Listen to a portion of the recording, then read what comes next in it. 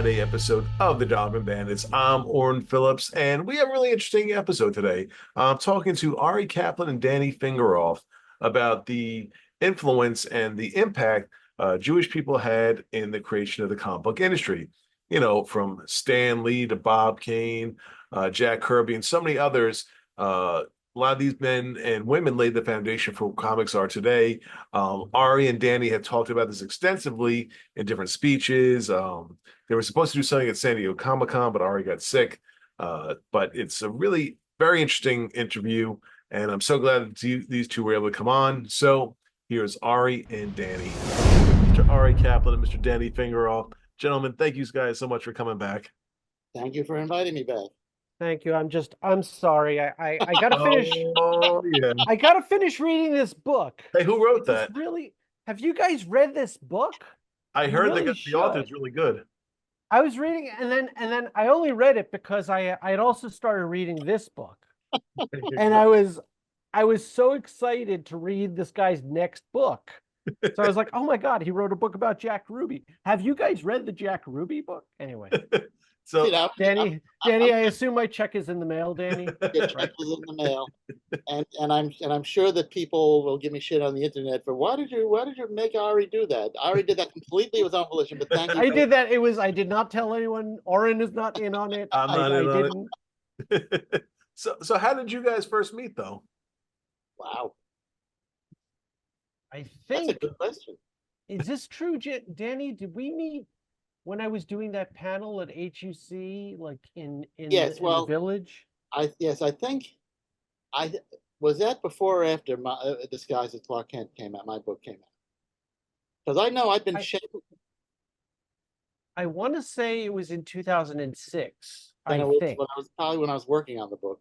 Yes, I think and an event, but did I just go to that or did you invite me? I think you went to that. I remember there were a lot of people that I knew in the audience, like Kyle Baker was in the audience. And Kyle was one of the people I interviewed for my first book, which is called Masters of the Comic Book Universe Revealed, where everybody should I then re-interviewed a lot of the same people like Stan Lee and Jerry Robinson from Crack on Krypton. This is a panel you were with Joe Kubert on the panel. Who else? I believe it was Joe Kubert and Peter Cooper, I think, and who else? Because it was a year after Eisner died. So Eisner died in 2005. Yeah, right. So yeah, I think it was 2006. I don't know who else was. Leela Corman on the panel. I don't remember. I mean, I remember that you introduced me to Al Jaffe, but who introduced me to? Maybe I just showed up at that thing. Oh, maybe Al Jaffe might have been on the panel. And I was certainly aware of the three-parter that you wrote for Reform Judaism magazine. Yeah, because I was inspired by it in some of my research. You know, it sort of, I think I sprang board. What's the past tense of? Anyway, somehow your research was an inspiration and a resource for me, and then I guess I came to that thing. I'd written Superman on the Couch. Mm-hmm. And then I knew my next book was going to be about Jews and superheroes because that was what I pitched to my editor, and he liked it. So somewhere in there, I was starting to research that topic, and this is Arie Kaplan, who, but again, how I heard about the event or what, I think I lived on the Upper West Side then, but this was this was downtown, or was it at the JCC on Amsterdam Avenue? No, I don't think so. I know there was an event like that around that time, but I think that was earlier. I think there was a couple years earlier, I believe. This is a really long-winded, boring answer to your questions. My memory is we met in 2006, so we became friends quickly after that. And I was like, oh, I think I made a new friend because Danny and I had. What do we meet at the Feinberg Bas Mitzvah? What? It's possible we met at the Neville, but I don't think so. I used to, by the way, Orrin, because Danny's father was a cantor there, and then years and years and years later, I used to do lectures at the Neville. Comedy. Okay. Yeah. Which is funny because I used to see after hours, we would see the comedians at the Neville. The Neville didn't have the tip top guys. They had comedians you'd see on TV, but not the Alan Kings or the Jackie Masons. You know, so I think those are guys. They were probably too expensive. But but they had guys. I remember there was a guy named Bob Melvin, which is like the classic fake name for a comedian. Unless Hmm. the Melvin family's listening and his name really was Bob Melvin. Bob Melvin ended up being the entertainment at my brother's bachelor party at Dangerfields. We picked the one night that Rodney was, I guess Rodney was probably off a lot. It's like, oh, we're going to Dangerfields for Ethan's bachelor party. Oh, except Yeah. he isn't performing that night. Right? Yes, from what I never performed at Dangerfields, but when I was doing stand up myself, from what I understood from friends of mine who were also stand ups, he did not he was not there a lot. I was there. Um, I saw him for my 25th birthday, so like a year or two ago. I then my my then girlfriend took me to Dangerfields, and we sat like really, it was a small club, but we sat, and I remember he always had a Q&A at the end of his act, and uh, and I don't remember what he said. I just remember kind of the sound of it. So she said, Rodney, Danny's turning 25 today. Do you have any advice for him? And I could not tell you what his words were, but it sounded something like blah, blah, blah, blah, blah, blah, blah, blah. And and I've been following that advice to this day. So why did you guys both think it's so important to tell the story of the Jewish influence on the creation of the comic industry? Well, Arie started, and I just ripped it off from him, so I'll let him answer that. it was this thing that I noticed as a kid that I thought was so strange because I thought, well, there's got to be a greater story here, a greater narrative. Whenever there's like a group of marginalized people that's known for doing one specific thing, it's not because that group of marginalized people is better at that thing. That kind of line of reasoning leads into racism and bigotry. This group of people is good at this sport, or this group of people is good at comedy or whatever. It's like that's ridiculous. So just because you're born into a specific group doesn't mean you have a talent for something. So I thought, what is the story? What is the narrative? And in the early 2000s, I was writing scripts for Mad Magazine. I was writing humor pieces for them. And, I had written for like a couple of TV shows, written scripts for those. And I found that I'd written a series of magazine articles about the history of Jewish humor and Jews in comedy. So I had a lot of connections in the comedy world through my work in TV and stand-up. And there were some people who had one foot in the humor world and one foot in the comic book world, like Al Jaffe, who I interviewed for that series on Jewish humor, Jewish comedy. And I thought, oh, maybe I do a follow-up on Jews in the comic book industry. And that's what I did. It was a series of magazine articles. And it like everyone in the comics industry saw it pretty quickly. And it kind of led to me getting work writing comic book scripts for other comics companies. If you consider Mad Magazine a comic book, then I was already a comic book writer. If you don't, because Mad is technically a magazine, but who cares? It's all semantics. These are all just labels. Technically a magazine too, right? What? Superman is technically a magazine too. I mean, technically, it's National Periodical Publications. Periodical means magazine. That was DC's original name. Yeah, it's all, but these are all just silly labels, But I started writing like Speed Racer comics and Bart Simpson comics for Bongo and Archie comics and things like that. And while I was writing the book that would become From Krakow to Krypton, and I felt like, okay, I'm kind of in a weird way sort of part of the story, and I understand what the people that I'm writing about were going through, and I wanted to know more of the story. Basically, the story is the question that I started out with as kind of a pop culture archaeologist, or whatever you want to call it, is why? Why are the creators of Superman Jewish, and the creators of Batman are Jewish, and most of the writers and artists and editors in the Marvel Age of Comics in the 60s, and the creators of Mad Magazine and Tales from the Crypt, why are they all Jewish? And it's not like everyone in the Golden and Silver Age is Jewish. Obviously, it's not true. Jack Cole, creator of Plastic Man, wasn't Jewish. Karl Barks wasn't Jewish, and so on. Matt Baker wasn't Jewish. However, there was a hugely disproportionate number of Jewish artists and writers and publishers and in the comic book industry. And I thought, okay, what is the story there?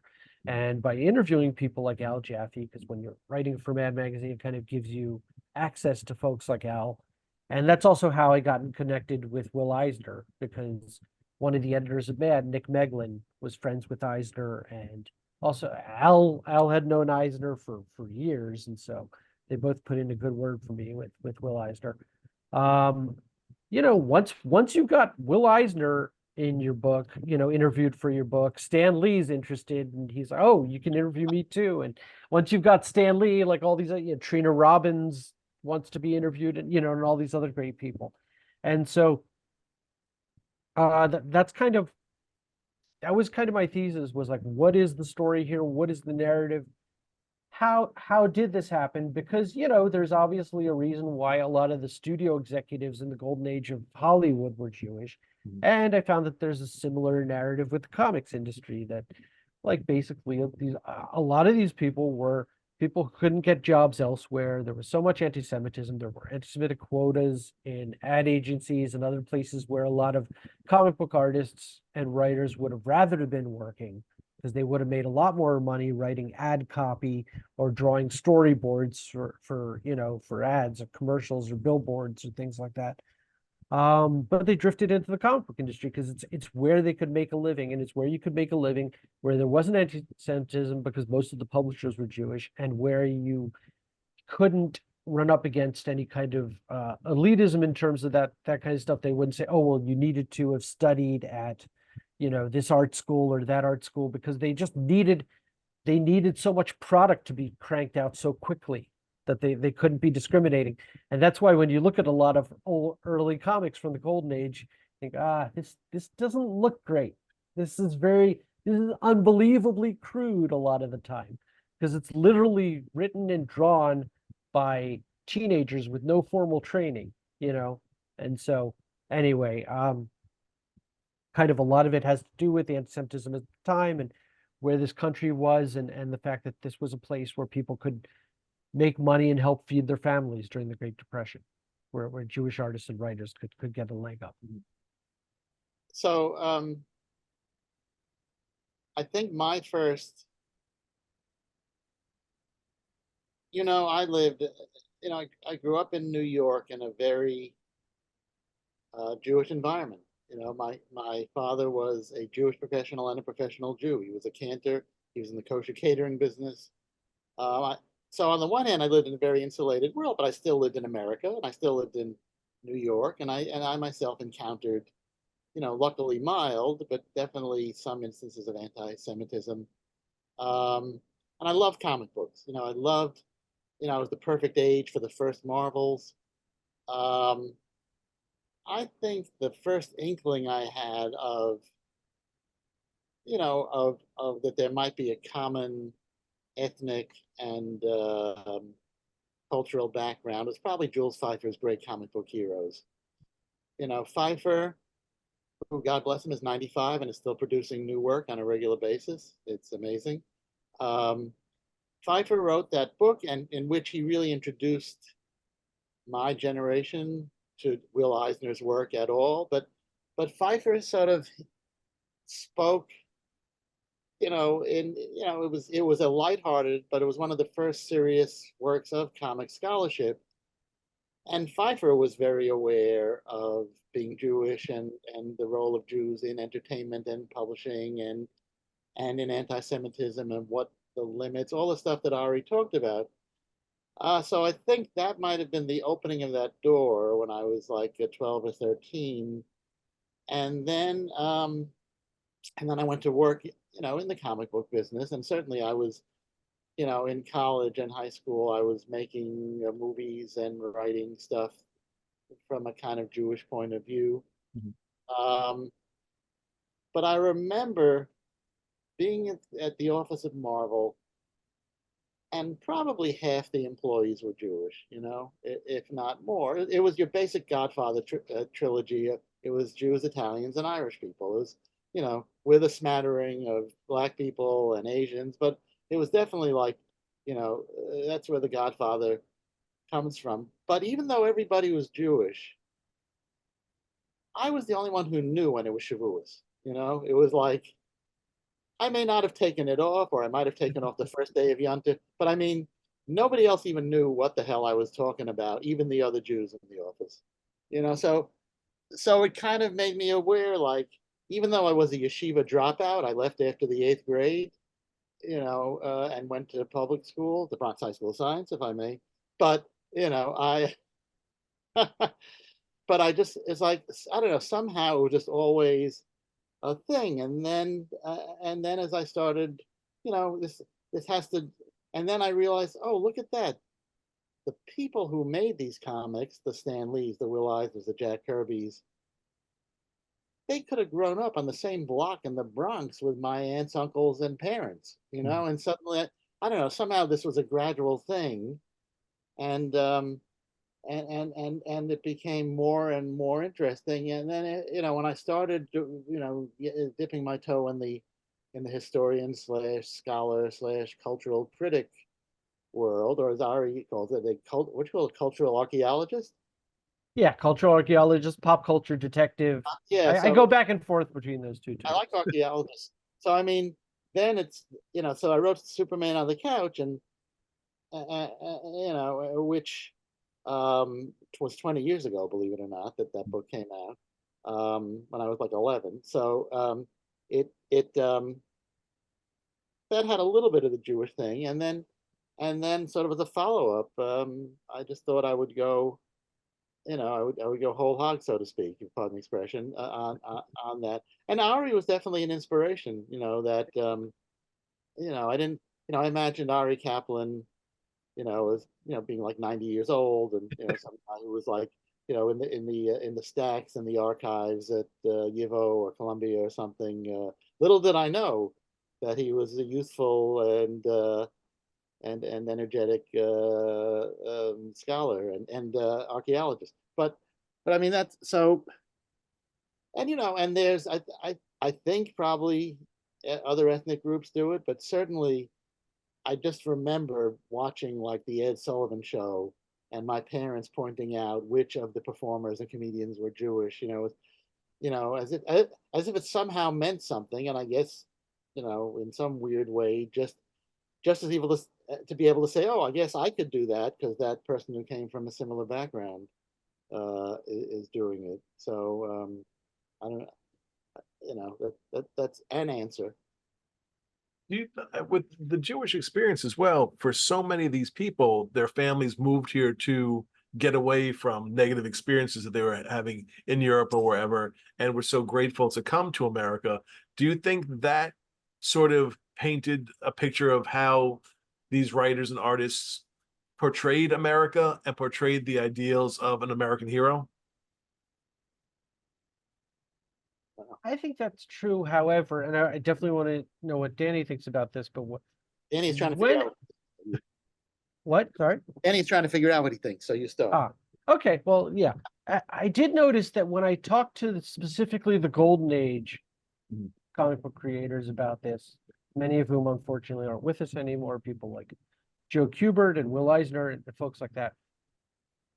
Some of them, like Eisner, thought, oh, there's a lot of that in my work, and there is a lot of that in his work, because he starting in the 1970s, he transitioned from a lot of genre work, a lot of like sci-fi and superhero comics and things like that, to more personal and blatantly autobiographical material,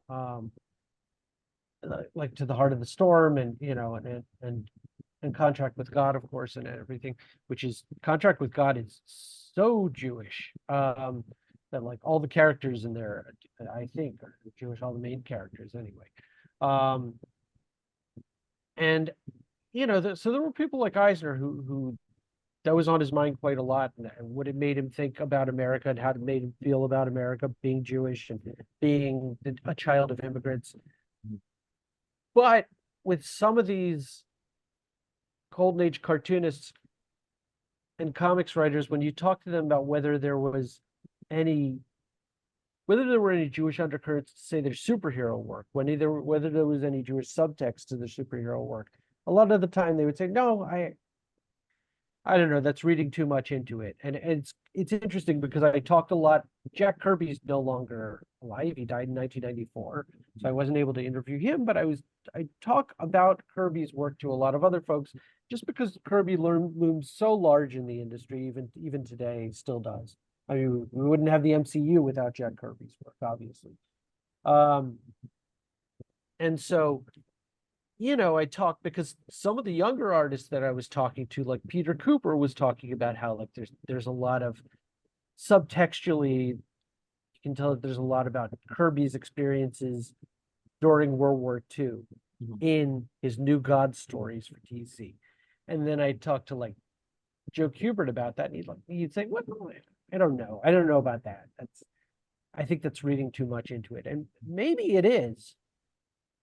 But man, there's layers to those New Gods comics, and there is something very Germanic about Dark Side, even the way it's spelled, and the apocalypse, the planet apocalypse, and it really does feel like Kirby's working this thing out of it, working out some issues in his system, about what happened to him during World War II and the fact that there were all these Jewish people that were being killed overseas, and he couldn't really do very much about it, and um, and so it does seem like he's working some things out there. Again, look, you could say that maybe I'm reading that too much into it by saying that, but those comics work on a lot of levels, and I think that's on purpose. Yeah, I mean, I think. Well, look, Marvel is still fighting World War II in every comic that comes out, and Right. look, I think these were children of immigrants, or in some cases, immigrants themselves, who were who were who were making these stories. It is reminiscent of especially I'm thinking Neil Gabler's An Empire of Their Own, Jews Invented Hollywood. Yeah. Um, I think these were guys.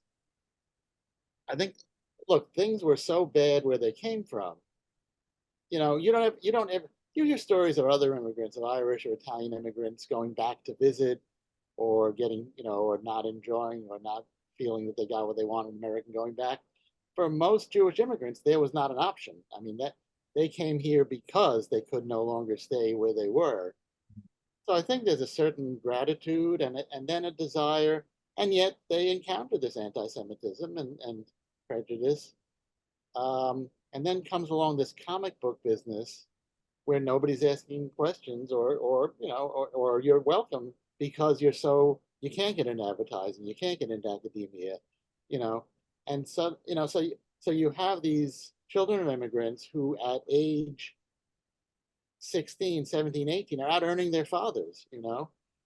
Um, and I think maybe coming from backgrounds like that, there's a certain cynicism, I think, about nationalism in general, because they kind of look back, and yet there's a great hope for what America could be and what they could do and what they could accomplish, even if what they could accomplish is just not having somebody kill them because they're Jewish, which is a significant thing. Um, and then I think you can't rule out. I mean, there's a lot of different things. There's the whole history of storytelling from the Bible to Shakespeare, neither of which are copywritten, so you can unabashedly borrow from those sources. But I mean, there's this whole melting pot, if you will, of culture and serious culture and high and low, and the freedom to express it on the page in this new in this new medium, and I know a lot of it was heroic superhero comics, if that's not redundant, or it is, but I mean, there were other genres that they explored. A lot of the history of comics, as you guys know, is kind of retroactively written because superheroes ended up being the dominant genre. People often forget that there were a dozen other genres of comics from the very beginning. But I mean, there is so yeah, and certainly once the war started, once World War II started, this patriotic ideal of Captain America and the other heroes became uh, a big thing. But I think you have to really look at the movies as well. Especially the Warner Brothers movies of the 30s and 40s, and for that sort of look, there's a certain way, and I'm just inventing this now and saying it, so I could be totally wrong, but there's a certain way in which every Marvel hero is Humphrey Bogart. I mean, that's there's it just that cynical veneer under which there's an ideal, well, and specifically Rick Blaine in Casablanca. That the cynical veneer under which there beats a heart of gold and generosity, and so I think um, yeah, it seems the comics, that inspired all the movies and TV to this day do seem to come from this vision of America that is flawed, but has at its heart some kind of ideal. Let's talk a bit about characters in comics that are Jewish. Uh, a lot of them are just your average everyday people that they think they try to break away from a stereotype of what a Jewish person would be. Who are some characters that are Jewish that stand out in your guys' minds? I mean, we've got to talk about Superman, right, Danny? Well, there's explicitly Jewish and coded Jewish, right? I mean, yes. So, I think that goes back to, and this is something I realized when I was researching my Stan Lee biography, which Arie was so kind enough to to be to put on screen. Um, like obviously the Marvel comics and the DC comics were incredibly popular, and children and adults of all walks of life. Having said that, I really do think that if you were a Jewish person from New York City, there was a subtext to those Marvel comics that, even though I wasn't aware of it, was calling out to me in a way that Stan and Jack and even Steve, so even though Steve wasn't Jewish, there was somehow a vibe to it that the DC comics, although they were also produced by a lot of Jewish people, really tried their best to keep out. They somehow really tried to be as patrician and Gentile as they could, whereas somehow Stan was letting it and Jack were letting it all hang out. Um, so I mean, so say right, Superman. I know what Arie was alluding to. Right, Superman is an immigrant from beyond the stars, and he comes here and although he's got superior abilities, he doesn't want to show them off because he doesn't want people to think he's weird and trying to somehow insidiously do whatever.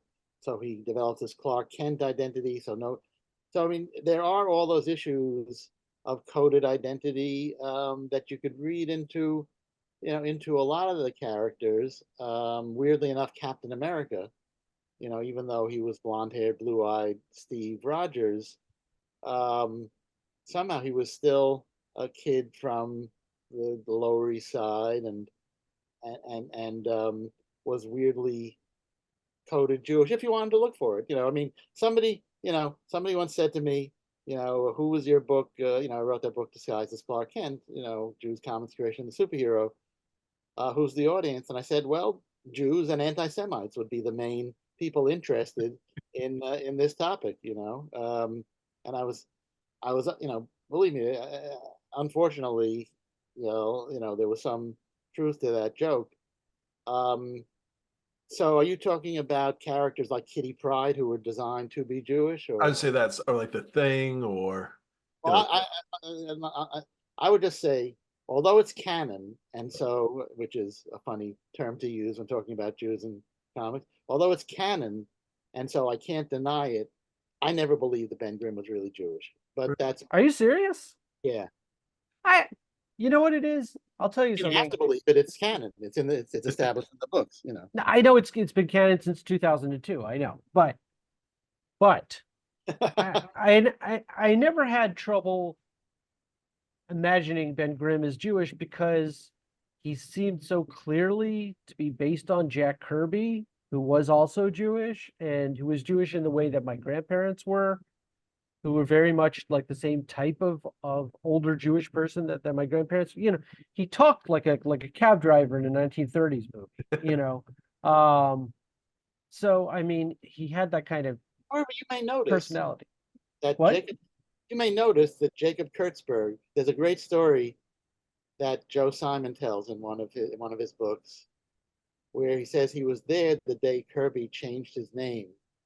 Oh, Kurtzberg changed his name to Kirby. They were working together, and Kirby comes to the office, and Simon says something like, and God damn it, if he didn't actually look like he was Irish now that he had the new, I mean, I think there was this whole coded thing. So I think, so now I had the advantage, or I don't know, I had the situation because I am older than you, believe it or not. I didn't know that much about or anything about Kirby, in terms of his ethnic background. So he seemed, I mean, yes, looking back at it, and yes, he grew up on some version of Delancey Street. yep. But The I Yancey Street Gang, yeah. Yeah. So I just somehow I pegged him as Irish, but a non-Jewish ethnic. And look, it was like the Hollywood thing where these guys were telling these stories for what they saw as a mainstream American audience, and they wanted, their aim. I don't think anybody aimed to make Jewish characters. Although I'll tell you, one of my favorite stories is when I was writing the book, I wanted to interview Joe Simon, and I knew Joe a little bit, and I emailed him, and I said I want to interview you about the Jewish roots of comics and including Captain America. And he said, "There's no story. We happened to be Jewish. Nobody thought it was a big thing. We weren't on any kind of mission. Our aim was to tell good stories, and the fact that we were Jewish or not had nothing to do with anything." Cut to 15 years later, and Marvel has the story of Captain America being assassinated, and Joe is still alive. And so I think NPR contacts him, and they say, "Mr. Simon, how do you feel that your character has been killed?" And Joe Simon, in one of the most brilliant things I've ever heard anybody say in terms of like an official statement, says, "I'm sitting Shiva for Captain America." I go, I remember "Oh." that. Yeah, but here's the thing, Danny. I mean, you said that you said that you always imagined Ben Grimm as being Irish, and that works too. Right. But I do think, look, I'll just say this one blanket thing to just piss off anyone listening to this. If anyone's going to say it, I'll fall on that sword. Okay. And that is, everything in comics is a retcon. Okay. So all you people listening to this who are pissed off about these retcons, everything in comics is a retcon. Ben Grimm being Jewish is a retcon. Magneto being a Jewish Holocaust survivor is a retcon. Superman being able to fly is a fucking retcon. It's all Green Arrow. And everything is fan fiction. Everything is fan fiction until you get a check for it. Pretty much. But I mean, but everything's an add-on. Everything's, it's these characters did not start out like this. And but just the very fact, Danny, that you could see Ben Grimm as some sort of an immigrant or a child of immigrants, right, and that's your go-to, stance on who he really is. Says that, well, if you make that specifically Jewish instead of Irish, not that you can't be Jewish and Irish, you can.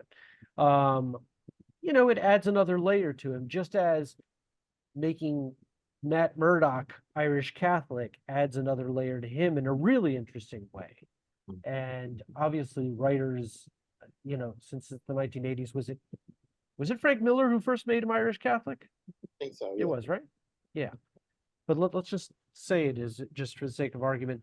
That makes him so much more interesting as a character when you get specific as to, who these people are in terms of their ethnicity or their race or their religion or their sexuality or whatever.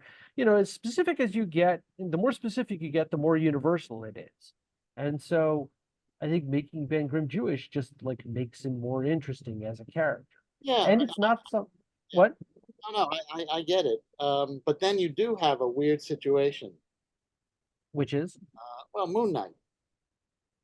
Okay, what specifically about Moon Knight? Well, I mean, again, and this may just go back to my deep Jewish background, where maybe nobody else would notice this. And I didn't even. Well, I guess I thought about it. Right at one point, they made Moon Knight was always Jewish, Mhm. and he was written by Doug Mensch, who is not Jewish, but is is a very he's very Jew friendly. He's not a prejudiced guy. And I guess Don Perlin was the original artist. Don was Jewish. Is he wait, is Doug Bench a mensch? Is that what you're Oh, saying? that's what I'm saying. I'm saying Doug Mensch is a Nice. mensch. And I think Doug had the best of intentions making Moon Knight Jewish. But then you give him one of his identities as a mercenary. Oh, you mean a Mhm. guy who'll do anything for money? Okay, sure, I can. Well, yeah, but I mean, okay, he'll do anything for money, but I mean that's any job though, isn't it? Maybe that was an oversensitivity on my part, but that's and then I became the editor of Moon Knight, and that was one reason. Moon Knight was sort of, Doug had long since left it, and I'd inherited it from another editor, and again, this was the like 1989, 1990, so it was before comics really. It was before superheroes were killing people and stuff. When there was still the remnants of that golden or that silver age comics code stuff. Sure. And it was like, okay, so let's say Moon Knight is the world's nicest mercenary, and he only lets himself be hired by people with pro-social agendas. He's still running around with machine guns shooting people, with no sanction from any official. And, so that's how we ended up with a storyline that, yes, I was a heavy-handed editor and I mandated this storyline because I'm evil. And that's storyline with the trial of Mark Spector, because I just couldn't reconcile for myself that Marvel was putting out a book about a guy who had and maybe that was closed-mindedness or old-fashioned, but it made I thought, for a pretty good story. And of course, I'm the guy who then later went on to edit a series of Venom miniseries, which, believe me, I had to do a lot of ethical twisting around in my brain to. That's why he moved to San Francisco. It was like, if he was in New York, how could Spider-Man do anything but spend every waking minute trying to find Venom? Right. So I said, I get it. For commercial reasons, we have to do Venom miniseries, and that's fine, but let's at least move him to the West Coast so that his every murder is not in Spider-Man's face. Anyway, sorry that. I No, want to bring. no. Oh, go ahead. Oh, sorry. I just wanted to say one thing very quickly. I totally get where Have you're you ever coming said from. anything quickly, Ari? This could Let be. me answer that by saying something very, very long-windedly. You talking? Thanks. No, I absolutely get where you're coming from with Mark Spector, but I mean, the problem is with these characters, or maybe the good thing is with these characters, there's more than one way to look at it.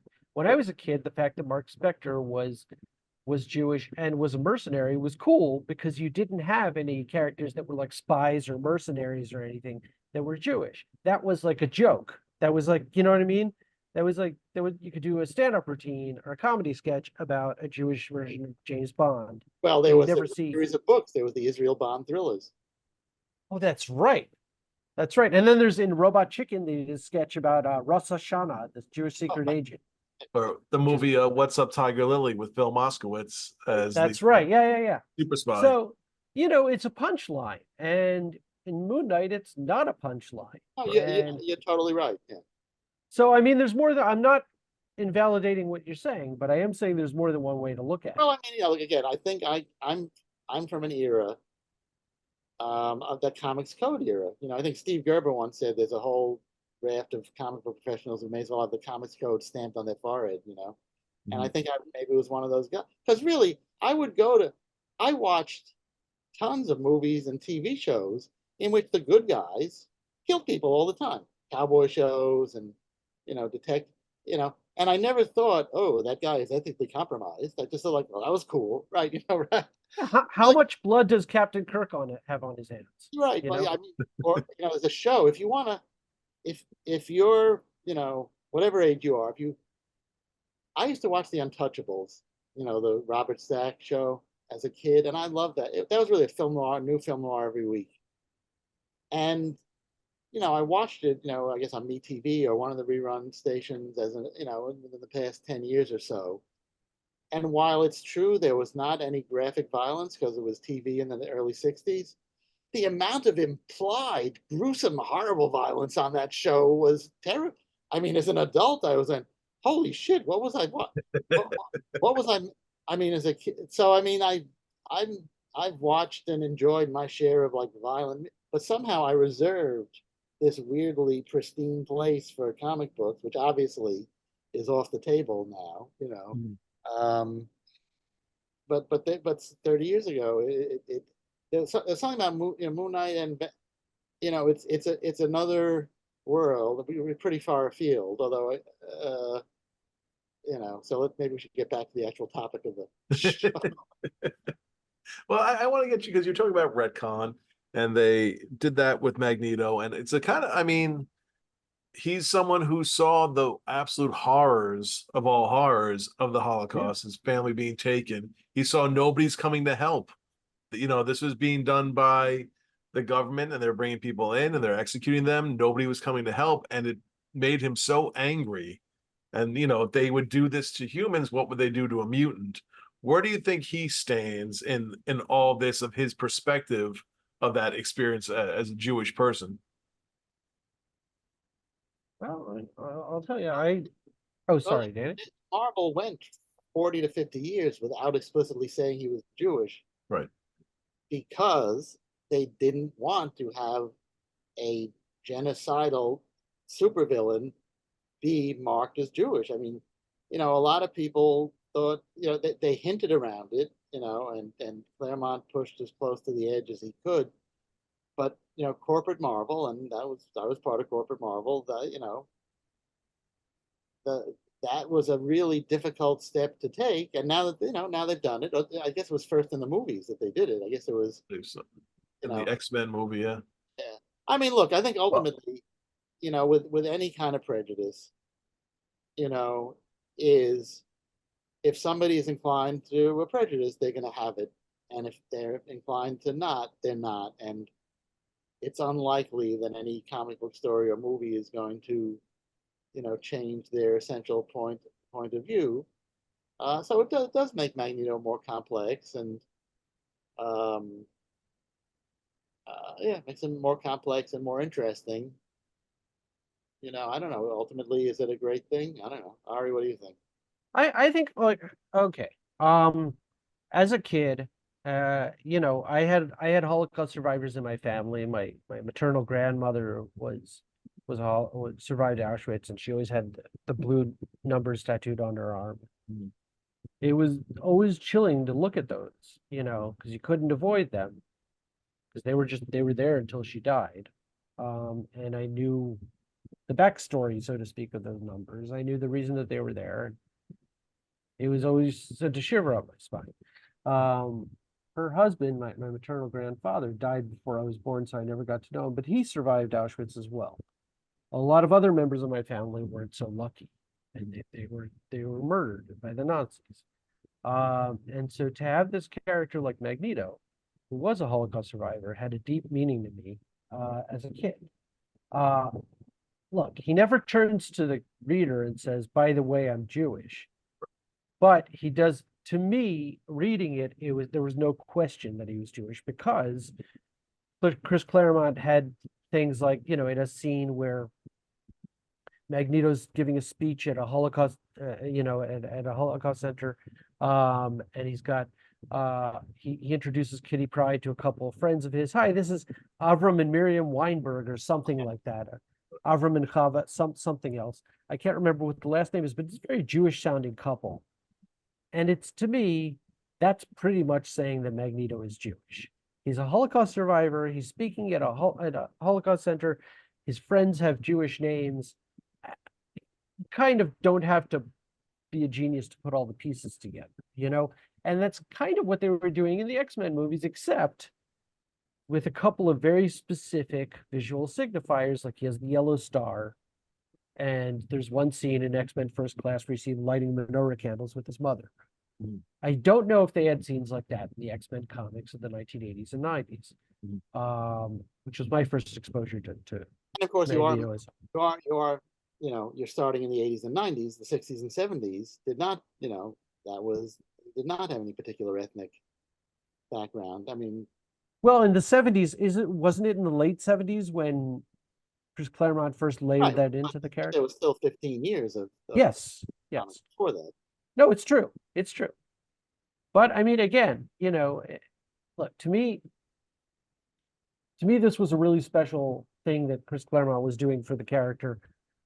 Made him so much more interesting to me. Not that he's an uninteresting character, and you don't have to have him be a Holocaust survivor, and you don't have to have him be Jewish. And there was talk. Apparently, there was talk about like, what if he's played by a black actor and he's not supposed to be Jewish? Again, not that you can't be black and Jewish. You obviously can, but there was talk about having him be black and having him have experienced racism, and that's what makes him so embittered towards humanity, and obviously that works too. And they certainly been rumors about them doing that at Marvel Studios for the new relaunched version of the X-Men movies, and obviously that could work as well.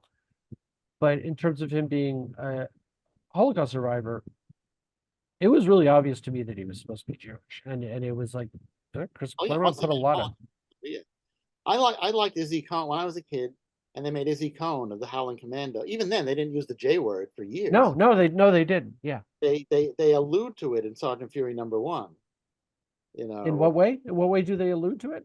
In the open, in the double page spread that introduces us to the Howlers, it says something about how sad Izzy gets when he thinks about the fates of his countrymen. They use some euphemism, of the fates of his relatives at the hands of the madman with the mustache. Right. That J word is Okay. not used, but his name is, I mean, so that was a character. And then they eventually would do stories that touched on it and mentioned it. I liked that. I liked that Izzy, you know, I I guess there was no ambiguity. He was a Jewish character who was a good guy, you know. Yeah. So that yeah, I always felt a little special identification with that, with Izzy Cohn. Yeah, Well, let me. and obviously having more positive characters like Izzy Cohen or Kitty Pryde, obviously that's really good too. But I mean, I guess it's just that from some of the Holocaust survivors I knew were so embittered and rightfully so because of their experiences that I thought, yeah, if Magneto was a Holocaust survivor, of course he'd be incredibly cynical and Well, I mean, incredibly distrustful. it's funny. What? There's I'm not sure which direction the line goes, but there's kind of almost you can almost draw a line between Vladek Spiegelman and Magneto, in terms of imperfect, uh, people who are Holocaust survivors and how they deal with the world. I I thought of that, but I think there might be a book right there. that might be a book, but I'll tell you something. Even though Magneto's killed a lot of people, he's still a more likable character than Vladek Spiegelman. That's hands down. I'm not wrong. I'm not. I know I'm not wrong. Well, let me flip it on you guys for a second. Can you have a Jewish villain in comics that doesn't get people upset? That you could just be you're a bad guy for this reason, and you happen to be Jewish without people taking it very personally. I think you can. I think it Yeah. depends on how it's done, but I think Right. you absolutely can. I mean, look, that was a big question, right? I think Steranko kind of made a big breakthrough. When didn't he have a black villain once? But the guy's thing was not that he was black. It was he was a villain who just happened to be black. Right. So I mean, yeah, I mean, not Jim Shooter caught a lot of flack one time. I think probably rightfully for his portrayal of gay people in a Hulk story. Mhm. And somebody said to him, you know, aren't there gay people who aren't like homicidal or who aren't malevolent? And he went, yeah, yeah, lots of people that we see in the stories, are gay, and but it's not a big thing. I don't know. So he had it was some, reasoning he gave, which I don't know if it was convincing, but the idea is, right, a person's ethnic or religious or sexual background is only important to the story if the writer and artist make it important to the story, Right. right? I mean, but I guess if you're having a character named Cohen or O'Leary or Manelli, and you don't make anything of their background, it seems like a mixed message. Why not? Yeah, yeah. So that's. I think every character in every story you approach differently. Depends. What the text and the subtext is. What's the story about? Just in terms of the basic narrative, and what message, are you at least attempting to send, even if you don't succeed. Right, Magneto was no less Jewish apparently in the other stories. In the first 15 years, just nobody thought to mention it. But yeah. Well, I want to get your guys' thoughts on this. That one of the biggest impacts that's had is you look at Superman, created by two Jewish people. Mhm. He became such a sensation, and so many people who base their moral compass is based on Superman's moral compass, what he stands for, how he conducts himself, how he views other people. And that comes from two Jewish writers putting together Mhm. what they think is the ideal of what a person should be. What do you think that impact is on positively on the world we have today? Oh, I think it's quite a big positive impact, but also I, I I just want to piggyback off something Danny said a little while ago, which was about some of the Marvel characters being influenced by, like, Humphrey Bogart movies, and I think there's a lot to that. But I also think that there's in a way, a little bit of that in about the first year of Superman stories, Siegel and Schuster Superman stories, because he wasn't as conflicted or as neurotic as a lot of the early Marvel characters like Peter Parker are. However, that first year of Superman stories is so tonally different than everything that comes after it, because with Siegel and Schuster's, there's sort of their organizing principle, their big premise for what a Superman story would be, it seems, in those first few months, was, we're gonna. It's Jerry Siegel basically saying, I'm gonna, use my kind of my working class, left wing progressive background and filter that into the stories and talk about the issues of the day and talk about domestic abuse and fascism and all these and gangsters and the mafia and things like that. And every story seems ripped from the headlines. And they're not really, in those first few months, they're not really having Superman fight against giant robots or mad scientists or things like that. There's really Superman, you know, taking some guy who's beating his wife and taking the guy and having him arrested, and it's very cathartic in terms of that, because it makes you think, wow, what if what if there were someone who could help you when something horrible like that was happening, and so it does speak to Superman's place as kind of like this perfect wish fulfillment character, which a lot of superheroes are. But also, he had this sort of like devil may care kind of rebellious. This personality is very much like Errol Flynn, Robin, which is not at all the way Superman would be written after like 1939, 1940, But it's very much, this first Superman story ends on a cliffhanger. You don't know if Superman's going to die after that first story. And It's weird, because right? What? Just weird. Yeah, it's weird, but it's not weird because they're influenced. So much of their influence is movies and movie serials and films like Citizen Kane and Casablanca and things like that. And that's true, when I spoke to people like Will Eisner and Jerry Robinson, they were very influenced by the movies of the day in writing and drawing comics, especially in the 30s and 40s. And so were a lot of their colleagues and friends in the industry.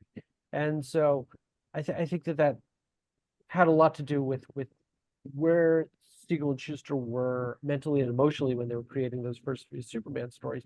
They were trying to make them somewhat cinematic. But that first Superman story is I can't remember what it is. Someone in the comments is going to be really annoyed that I don't know, but whatever. I've had a busy day. Superman's like taking someone, I think it's the guy who's framed someone else for murder, and he's trying to take the guy who really did it. Yeah, I think so. Yeah. Right? He's trying to take the guy who really did it to the Wasn't there the governor's office or something like there that. a woman who was framed for murder, or am I mixing up two stories? Oh, is that? I don't remember. It might be.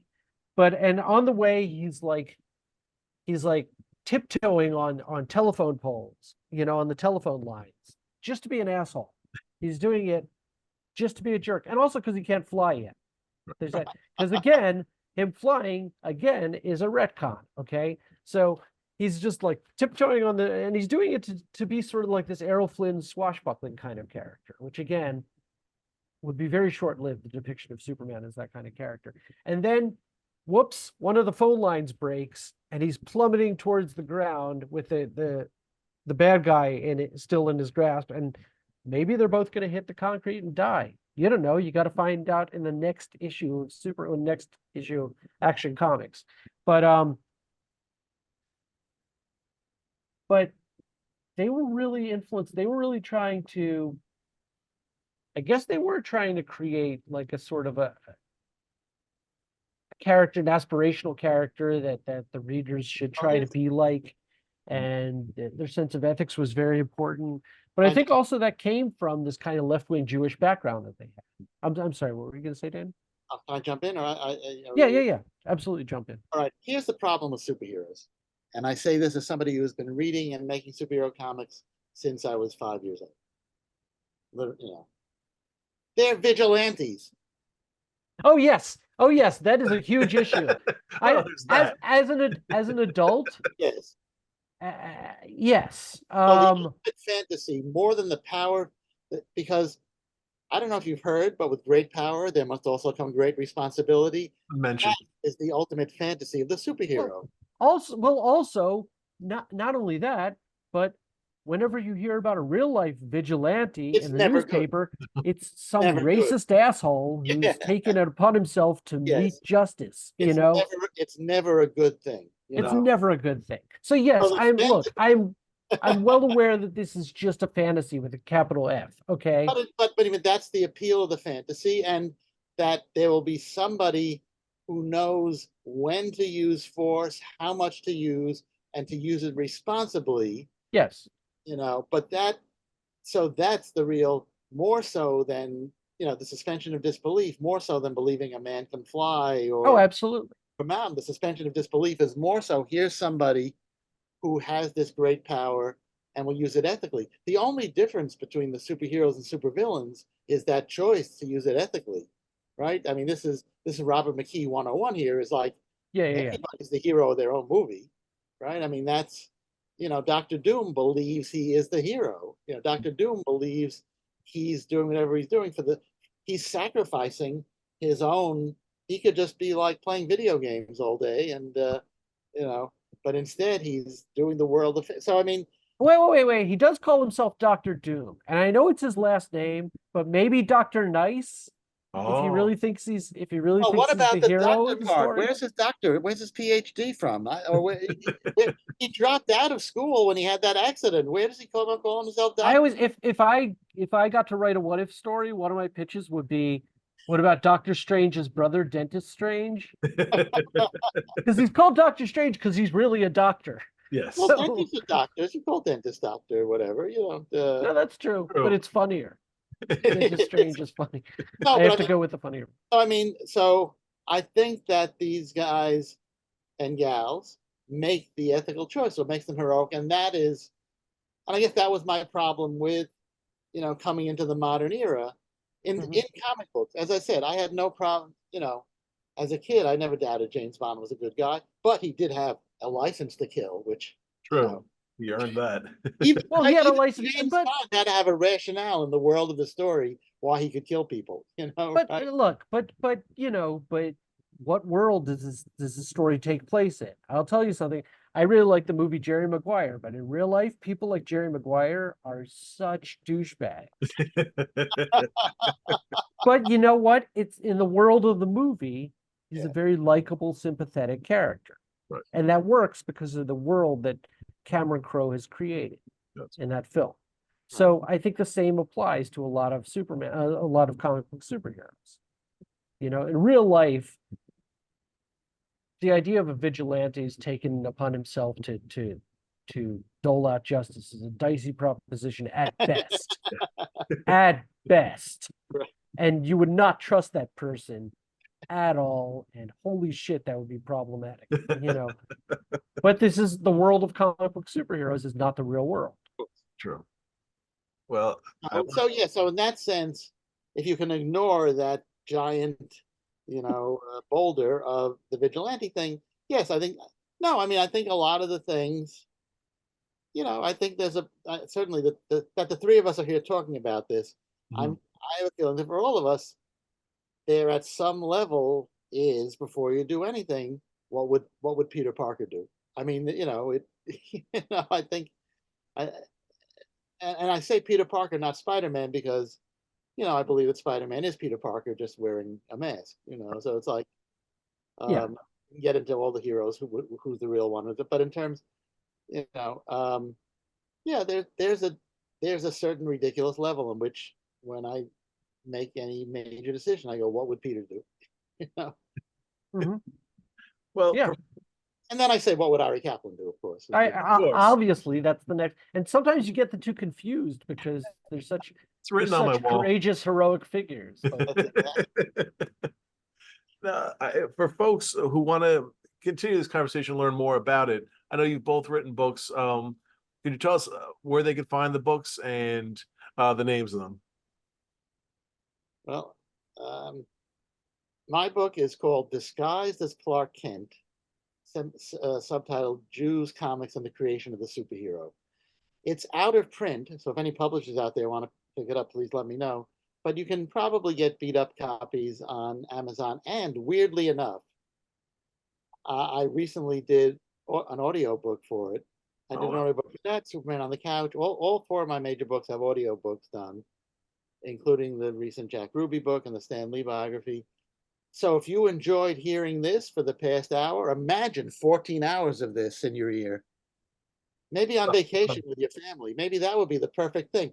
We have a long cross-country drive ahead of us. Let's put on 14 hours of Danny talking about Jews and comics. What could be better? Wow. I mean, you're basically talking about a one-person podcast. There you go. You mean a podcast? Well, but usually most podcasts have like a host and a guest. Yeah, I know. My favorite thing, just to totally digress, and Arie needs to plug his book, but is that we've now come full circle in media. So we now have podcasts with celebrities doing their own commercials, like it was radio in 1947.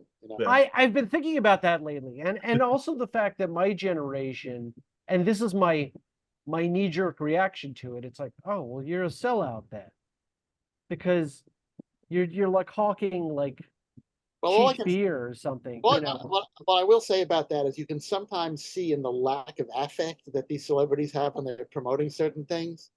Like when what's his name, Neil. You can tell that Neil Brennan's heart is not in a lot of the stuff he's promoting on his podcast. No, but I get it, because if I was Neil Brennan and if I had the platform that he does, I would want to keep the podcast going as much as I Of course. I don't blame him but you can, like, some people really try to put pizzazz into whatever they're promoting. Yeah. Maya Bialik is very good. Whatever she's selling, she's you think she has one of it in her house, right? Kevin Smith and Mark Bernardin's podcast is similarly pretty good about that kind of stuff. Yeah. Well, you can tell in which way. You can tell they're into it, or yes, they act like they're into it, and also even when they don't, they're really good at making jokes about it. So Arie, what find out more about your Jews and comics? Well, after I got finished reading this, my book is called From Krakow to Krypton: Jews and Comic Books, and it's right here. You can see it, and you can still get it on Amazon. A lot of bookstores, both physical bricks and mortar bookstores and online bookstores as well. I also have another book that's about to come out in September that does have a lot to say about comic book superheroes as well, but it's not from a Jewish point of view. I can hold up the cover and say what the title is, if that's all right. Sure. Yeah. Yeah. Oh, okay. I think that was a yes. Yes, it's called The Encyclopedia of Epic Myths and Legends, and Be a is a panel book in of. San Diego. I'm going to be doing a panel of it at San Diego Comic Con next month. Yes, I'm going to be hosting an Epic Myths and Legends panel, and it's going to be a lot of fun. And let's see, the book itself is a book of retellings of a lot of classic myths and legends from various cultures all over the world, and it's also my analysis on how those epic myths and legends and folktales influenced modern day pop culture, influenced things like Star Wars and Percy Jackson and the Marvel and DC universes, both comics and cinematic, and various other really famous IP. And I had a lot of fun writing it. It's coming out from Quarto in September, and hopefully you guys will come to the panel as well. I'm going to be putting up a list of the panelists soon and the times and dates and everything for that on my website. And also, Danny and I are doing a panel. He's moderating. Yes. I'll be one of the panelists on who is the most neurotic superhero. Yes, that's the thing that me and Travis Langley and often Arie do on a regular basis. Yeah, I'll be doing a lot of panels. My main thing is San Diego. But my Jack Ruby biography is not a graphic novel, but there's a lot of allusions to comic books, and it's I had access to Ruby's rap. You know the movie Weekend at Bernie's, star that Boy, do I. Jonathan Silverman.